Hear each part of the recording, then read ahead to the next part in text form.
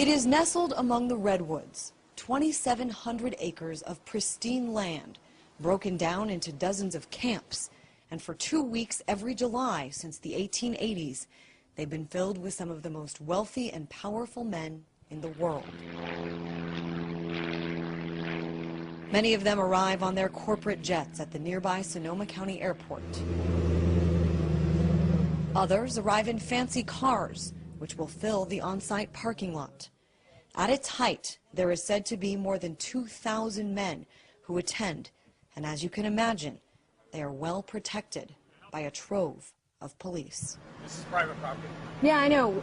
So we're out covering the protest, and we just wanted to see if there was anyone that could give us... I would like you guys to get off the property, please. There's no way we could just get an escort? No, not at all, and I'll have the police come and arrest you if you don't leave, please. Okay. Thank you. Access is by invitation only, and most pay more than $15,000 to attend. And for more than 35 years, protesters have stood at the entrance gates. Our concern is not what's going on inside of the Grove, but what's happening outside of the Grove with the people that are in here. According to several reports, this is where the idea for the Manhattan Project was conceived back in 1942. It's also where every Republican president since the 60s has spent time before actually becoming the nominee. We know for sure that Richard Nixon and Ronald Reagan sat down and had conversation about who was going to run for president when. And they made a deal. Peter Phillips wrote his dissertation on the Bohemian Club in 1994 and was invited to attend for 4 days. He witnessed firsthand the opening event, the cremation of care, where the power elite leave their cares behind in a symbolic ceremony beneath Moloch the owl, seen in this photo.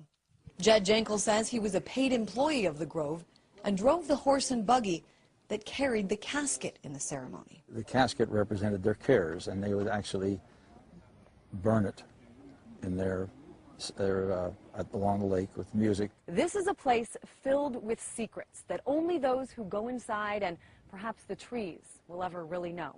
But I was able to get my hands on some photographs that I want to show you just to give you a sense on what it looks like on the inside. This is a photograph of people who attend. As we mentioned, it is all men, and this is a photograph of some of them. This here was taken back in 1999. Colin Powell, the back of Donald Rumsfeld's head. And this is Thomas Keane. 2 years later, he would become head of the 9/11 Commission. Here's a picture. Newt Gingrich, Henry Kissinger's son, and another shot of Thomas Keane. Here's a much younger Dick Cheney at the Grove, and Henry Kissinger having a little fun. I was also able to get my hands on several programs from previous years, outlining the schedule of talks and their topics. And what we have here on July 22nd, 2008 is the Lakeside Talk given by CFR member and Trilateral Commission member Fred Starr. He gave a talk called Afghanistan, the Unexpected Upside. There are other connections to be made as well between the Lakeside Talks and public policies that follow. This was a man that was involved in the oil business, George Linkowitz, the Persian Gulf crisis.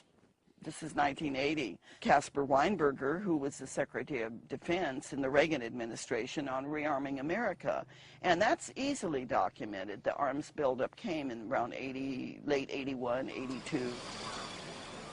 There are rumors of extreme drunkenness, of prostitutes, and of homosexual activities by members.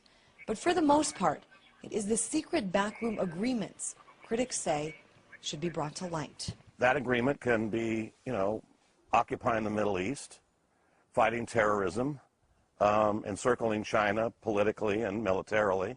For Mary Moore, who's been researching Bohemian Grove for more than 3 decades, what happens inside is symptomatic of a much larger problem. We've all grown up taking civics, trying to understand how the world works, and we're all told that we elect representatives, they go to Washington, we have total influence over them, and they make decisions that are in the best interests of us.